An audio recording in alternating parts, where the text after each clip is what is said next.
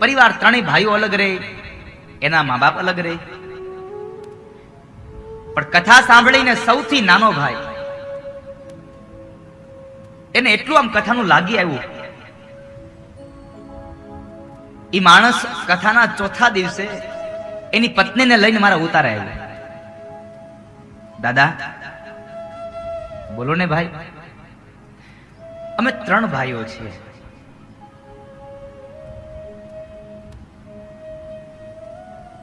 એમાં હું સૌથી વધારે કમાઉં છું, સૌથી નાનો છું, પણ મને ભગવાને ખૂબ સંપદા આપી છે.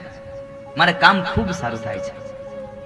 હું મહિને સરસ મજાનું કમાઈ લઉં છું. તો મેં કીધું તો પછી શું વાંધો છે, તું કમાઈ લે છો તો મને બીજો કાંઈ વાંધો નથી. પણ એ માણસ એમ કહે છે કે દાદા મારા 2 મોટા ભાઈઓ છે ને એની પરિસ્થિતિ બહુ ખરાબ છે. મારા મોટા ભાઈ છે એને ડાયમંડનું કામ કરતા કરતા એના કમરનો દુખાવો થઈ ગયો. હવે એ પોતે પણ કામ નથી કરી શકતા, લાંબો સમય બેસી નથી શકતા. એનો પરિવાર માંડ માંડ ચાલે છે. મારા બીજા નંબરનો ભાઈ છે એ પણ કામે જાય છે, પણ થોડું કામ ઓછું થાય છે, એટલે એનો પરિવાર એ માંડ કરીને ચાલે છે બસ. અને મને ભગવાને ખૂબ આપ્યું છે. પણ બન્યું છે એવું કે મારા પત્ની છે એ મારા પત્ની જરાક બધા લોકોની સાથે રહેવાની ના પાડે છે. મારા મા બાપે નોખા રહે છે, એટલે એમના પત્નીને મેં બોલાવ્યા, બેન અહીંયા આવો. એમના પત્ની એ સમયમાં આ સમય ગર્ભવતી છે, સગર્ભા નારી છે. એટલે મેં એને પ્રશ્ન કર્યો, બેન શું વાંધો તને દીકરા? તારા સાસુ સસરા તને સાથે રહે, તારા જેઠ જેઠાણી સાથે રહે, તો શું વાંધો તને? એટલે બેને એવું કીધું, દાદા મને બીજો કોઈ વાંધો નથી, મારા ઘરવાળા ખૂબ કમાય છે, પણ સ્વભાવથી માણસો નથી મેચ થતા.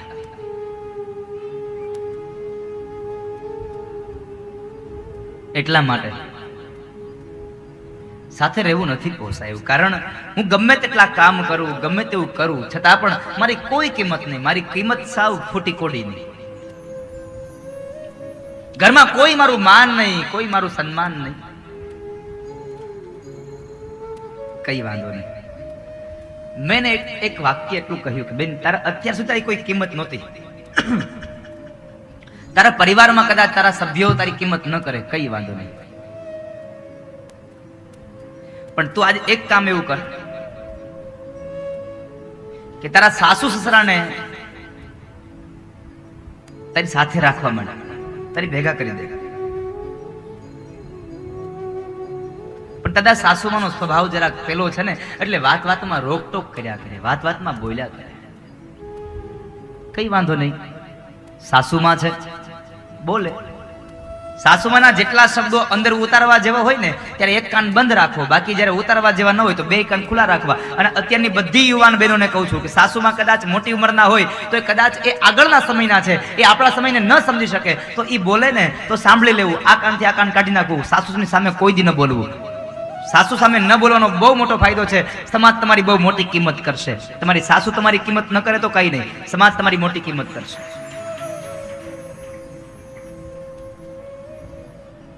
કારણ કે પહેલાના રૂઢિ પ્રમાણેના માણસો હોય તો છરાક એ આપણા સમયને ન સ્વીકારી શકે, એક્સેપ્ટ ન કરી શકે, તો કોઈ ચિંતા ન કરવી.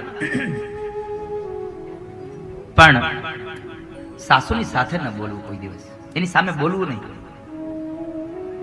પણ આપણે થાય છે એવું, હાહુની સામે બોલવાનું બંધ નથી કરતા, આપણે હાહુની હારે બોલવાનું બંધ કરી દઈએ છીએ. કામ પૂરતું જ વાત કરીએ. તમે એટલી એની સેવા કરો, એટલા એને અનુરૂપ થઈને રહો કે સાસુ તમારી બહાર જાય ને, તમે 2-5 દિવસ તમારા પિયરમાં મળવા જાવ ને તો સાસુ તમને ફોન કરવી જોઈએ, દીકરી તું આવતી રહે, અહીંયા મને ગમતું જ નથી અહીંયા તારા વગરનું. આવું જીવન તમારું હશે ને તો સમાજ તમારી નોંધ લેશે સાહેબ. પણ થાય છે એવું, મને સાસુથી કહેવાય જ કેમ?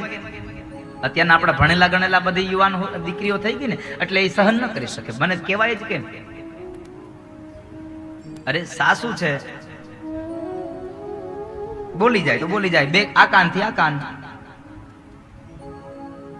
એટલે મેં એટલી વાત સમજાય કે દીકરા તારો આજ સમય છે તારા સાસુ અને સસરાને ભેગા રાખવાનો. કાલ સવારે કદાચ તારે ત્યાં દીકરો થશે, મોટો થશે, તમારા બે માણસની વૃદ્ધાવસ્થા આવશે અને તમારો દીકરો અને તમારી દીકરાની પત્ની બે અલગ થઈ જશે, તમને સાચવશે નહીં અને તમે બે એકલા રહેતા હશો, તો તમને કેટલી આમ કેટલી વેદનાઓ હશે. દાદા સાચી વાત છે. તો મેં કીધું આ તમારા મા બાપને વેદના નહીં હોય? અને એ જ સમયે દીકરીની આંખમાંથી અશ્રુ પડ્યા. મારા ઉતારે હો, દીકરીની આંખ અશ્રુથી ભરાઈ ગઈ અને એ જ સમયે એના પતિને કીધું કે આ શાંતિથી જ બાપુજીને બાને આપણી ઘરે લઈ આવો. હવે મારા સાસુ ને સસરા મારી ભેગા રહેશે, એ અલગ નહીં રહે. આ કથા આખો માણસનું જીવન પરિવર્તિત કરી દે. અને એને આ છેલ્લા દિવસે સ્ટેજ ઉપર આવીને વિચાર કરો, લાખો માણસોની મેદનીમાં સ્ત્રીએ સ્વીકાર લીધું કે અત્યાર સુધી મને નહોતું સમજાયું, પણ હવે મને સમજાયું કે સાસુ ને સસરા ભેગા હશે તો કેટલો ફાયદો થશે. બાળકોને રમાડતા હશે, બાળકોની સાર સંભાળ કરતા હશે. માટે સાસુ ને સસરાને ભેગા રાખજો. અત્યારે મારે આંગળી ઊંચી નથી કરાવી, પણ જેટલા બહેનોના સાસુ સસરા જુદા રહે છે ને એને ભેગા લઈ આવજો હવે. અને તમે તમારા સાસુ સસરાને ભેગા નહીં રાખો ને તો યાદ રાખજો, તમારી દીકરાની વહુ એમ જ કહે છે મારા હાહુ મારી ભેગી નહીં, તમે અલગ થાઓ.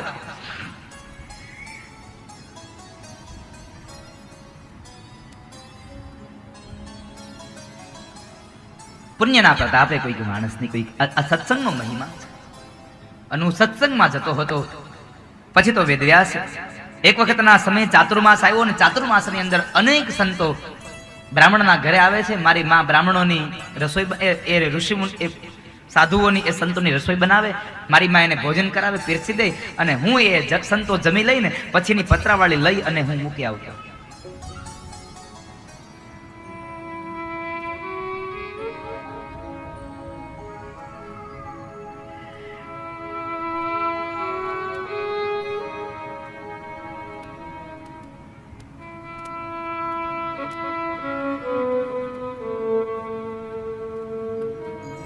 એમાં એક વખતના સમય બન્યો,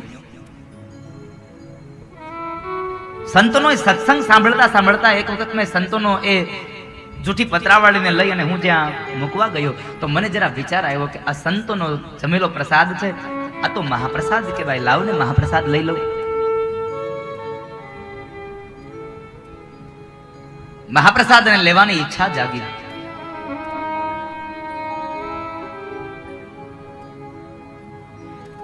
એક કવન હાથમાં લઈ અને હોઠ સુધી લઈ ગયો, પણ ફરી પાછો વિચાર આવ્યો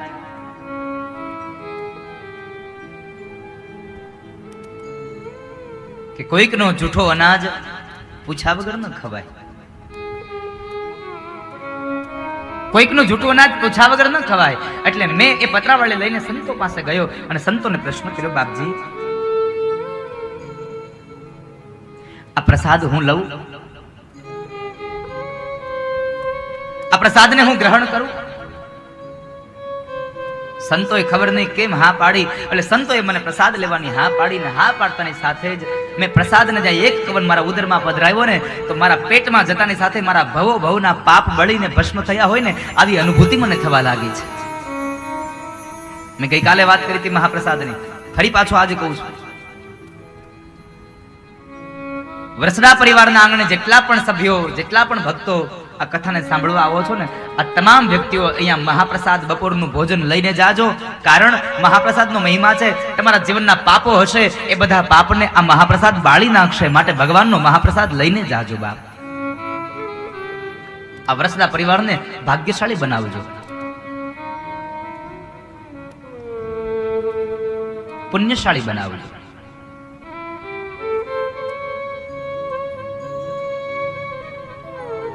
મહાપ્રસાદ લઈને મારા બહુના પાપ બળી ગયા. ધીમે ધીમે સમય વ્યતીત થયો અને એમાં બરાબર ચાતુર્માસનો સમય સંપન્ન થયો. અને જ્યાં સંતો વિદાય લે છે તો મેં સંતોને કહ્યું, પ્રભુ મહારાજ મને સાથે લેતા જાવ ને.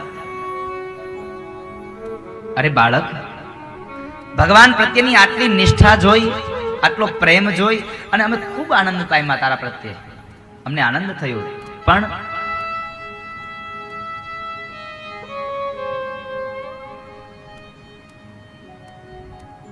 એટલું સાથે કહીએ કે બાળક, તારે અત્યારે ભગવાનની ભક્તિ કરવા કરતા પણ તારું એક જીવનનું કર્તવ્ય બાકી છે, તારા જીવનની એક ફરજ બજાવવાની બાકી છે. અરે પ્રભુ મહારાજ, મારી કઈ ફરજ, મારું કયું કર્તવ્ય? બાળક, તારી માં હજી જીવે છે અને તારી માની સેવા કરવી એ તારું ફરજ છે, તારું કર્તવ્ય છે.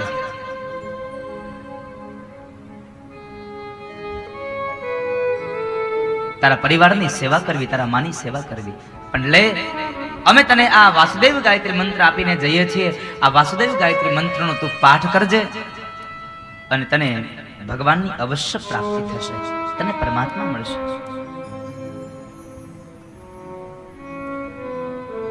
જ્યારે તારી માં મૃત્યુ પામે ત્યારે તું અમારી સાથે આવતો રહેજે. આટલું કહીને સંતો નીકળી ગયા છે. સંતોએ વિદાય લીધી.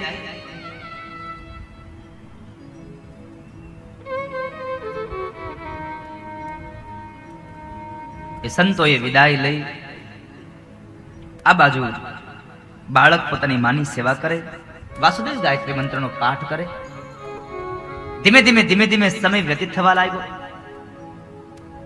અને એ સમયે એક વખતના સમયે બરાબર વેદવ્યાસ મારી માં સાંજના સમયે ગૌશાળામાં ગાયને દોહવા જાય છે. અને જ્યાં ગાયોને દોહવા ગઈને તો મારી માના પગની અંદર એક સર્પ આવ્યો. સર્પની ઉપર પગ પડ્યો અને એ સર્પે મારી મને ડંખ આપ્યો. મારી માં મૃત્યુ પામી છે. માં મૃત્યુ પામીના વાત સાંભળી આંખમાંથી અશ્રુની ધારા વહી. દુઃખ લાગ્યું કે માં મરી ગઈ. પણ એક બાજુ એક વાતનો આનંદ હતો કે આજ મારું કર્તવ્ય સંપન્ન થયું. હવે મને ભગવાનની ભક્તિમાં કોઈ નહીં રોકી શકે. હવે હું ભગવાનની ભક્તિ કરી શકીશ.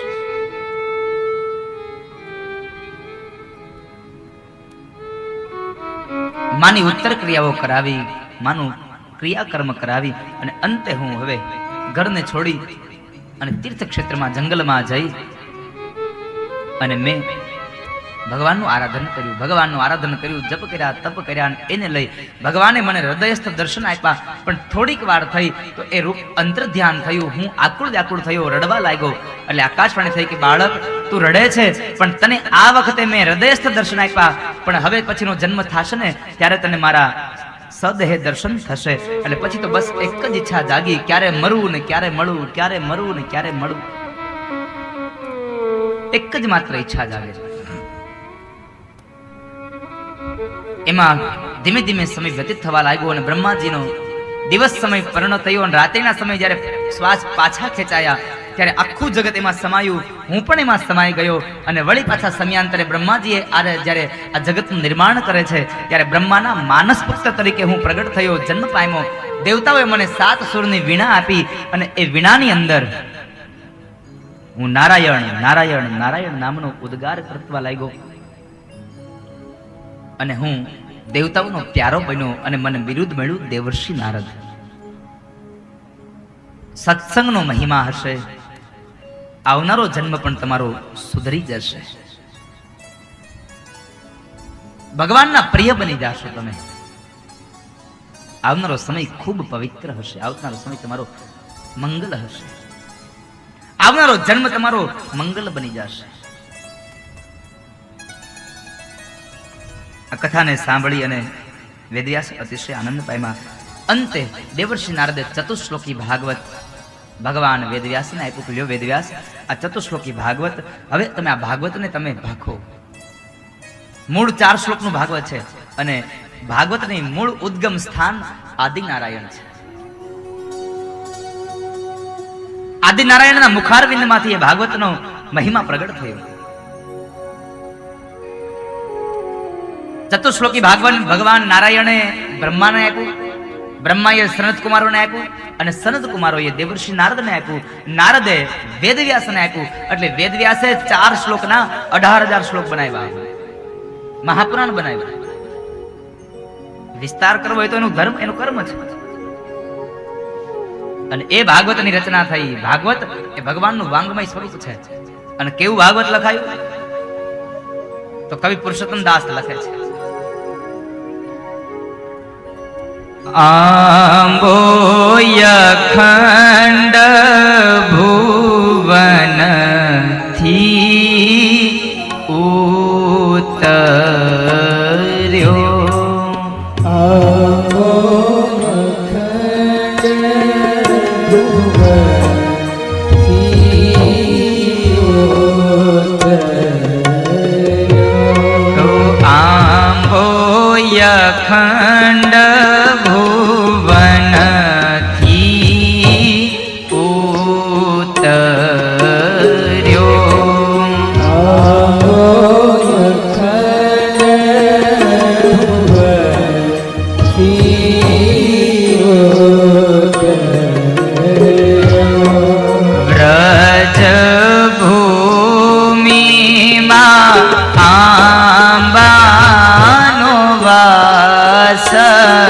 સખી રે આંબો રોપિયો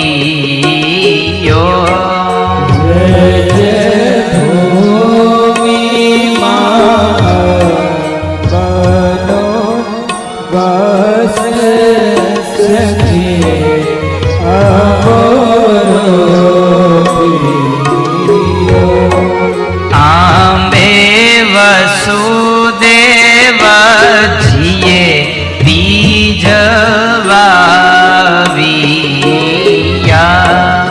આપે વસુદેવજીએ બીજ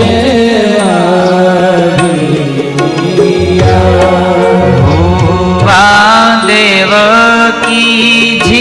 ક્ષેત્ર પ્રકાશ સખી રે આંબો રોપિયો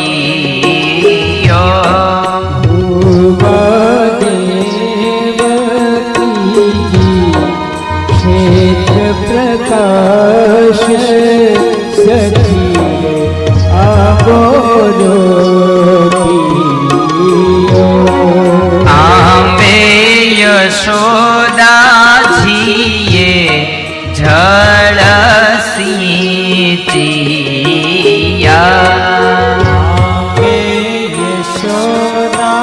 યશોદાજીએ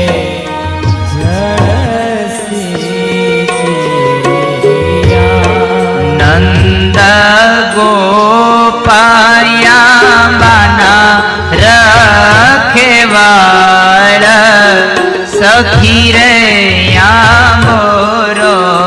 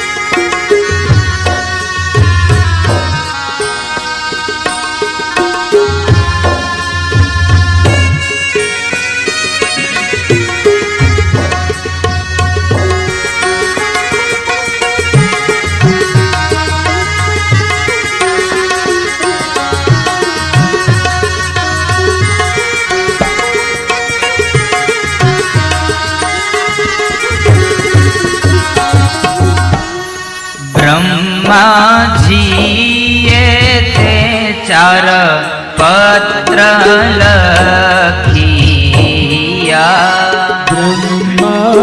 બ્રહ્માજીએ તે ચાર પત્ર લખ્યા મુનિ નારદે કીધી છે જાણ સખી રે આંબો રોપિયો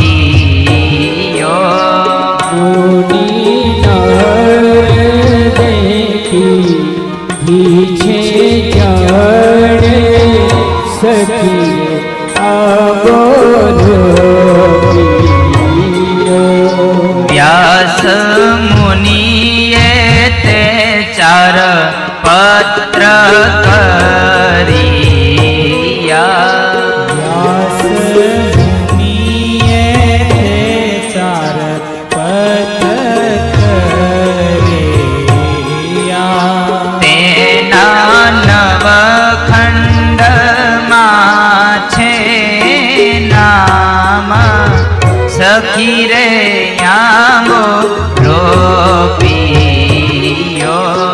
તેના નવખંડમાં છે નામ સખી રે આંબો રોપિયો આંબો ધ્રુવ પ્રહલાદે અનુ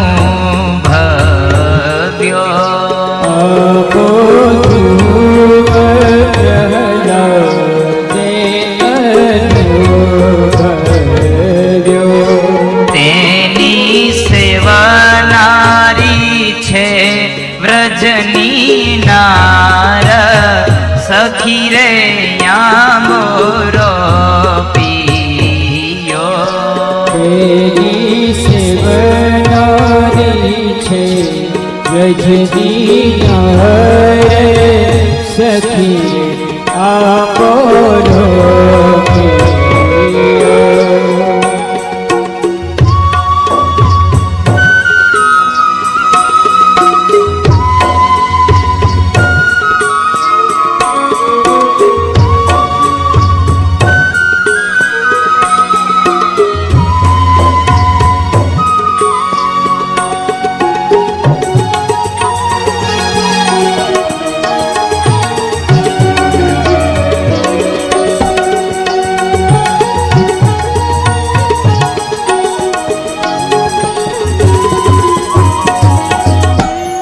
દ્વાદશ સ્કંદયાબાના ખડઠયા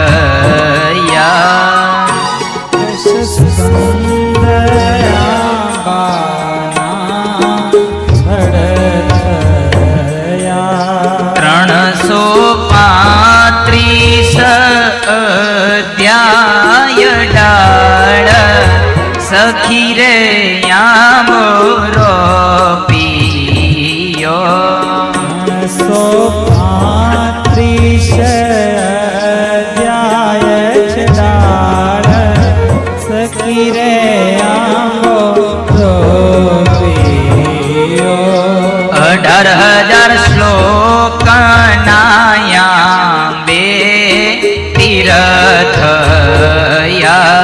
18,000 શ્લોક નાયા બે તીરથયા 500 લક્ષ અક્ષરયા બે પાન સખી રે આંબોરો પીયો 500 લક્ષ અક્ષર આપે પાને સખી આપોરો પીયો કલ્પ વૃક્ષ લઈ આંબો દૂધિયો કલ્પ વૃક્ષ લઈ આંબો દૂધિયો એની 14 ભુવનમાં છે છાય સખી રે આંબોરો પીયો એની 14 ભુવનમાં છે છાય સખી આંબોરો પીયો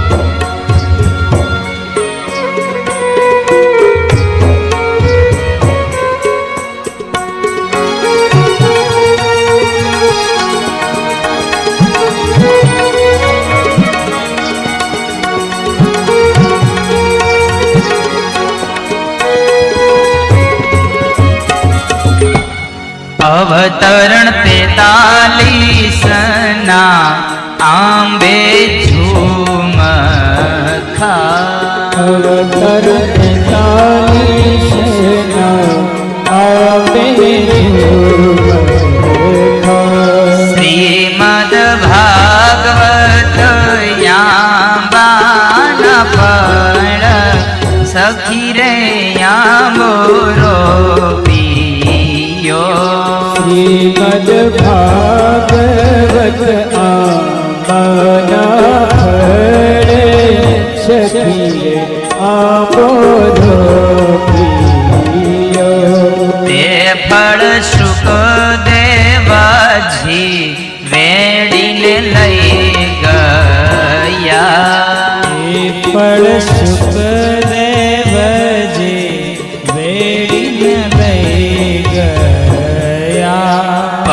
પરીક્ષિત બેઠા છે ગંગાને તીર સખી રે આંબોરો પિયો પરીક્ષિત બેઠા છે ગંગા તીર સખી રે આંબોરો પિયો તેરસ રેડ્યો પરીક્ષિતના શ્રવણમાં તેરસ રેડ્યો પરીક્ષિતના શ્રવણમાં કર્યો અનુગ્રહનો યાધાર સખી રે આંબોરો પિયો કર્યો અનુગ્રહનો આધાર સખી આંબોરો પિયો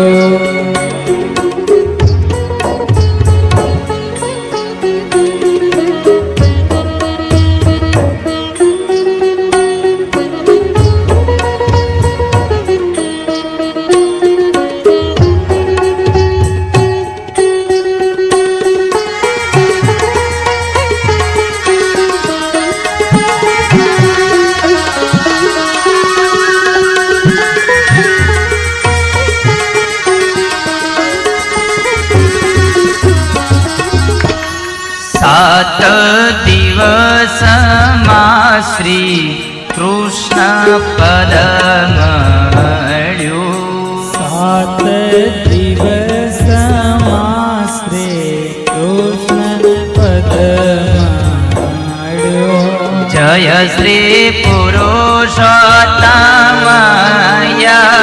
વિરામ સખી રે આંબોરો પિયો જય શ્રી પુરુષોત્તમ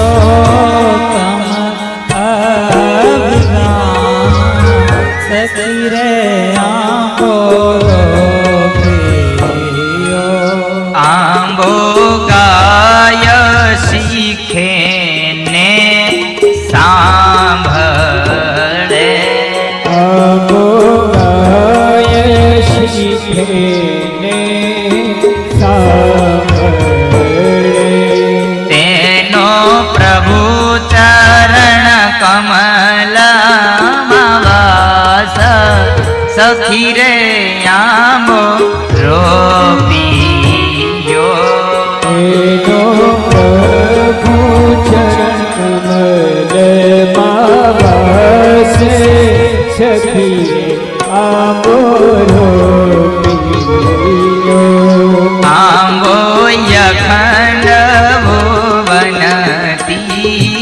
ઉતર્યો આંબો યખંડ ભુવનથી ઉતર્યો વ્રજ ભૂમિ માયા વાસ સખી રે આંબોરો પિયો વ્રજ ભૂમિમાં વનવાસ સખી આંબોરો પિયો આંબોરો પિયો આંબોરો પિયો આંબોરો પિયો આંબોરો પિયો વ્રજ ભૂમિમાં આંબાનો વાસ સખી રે આંબો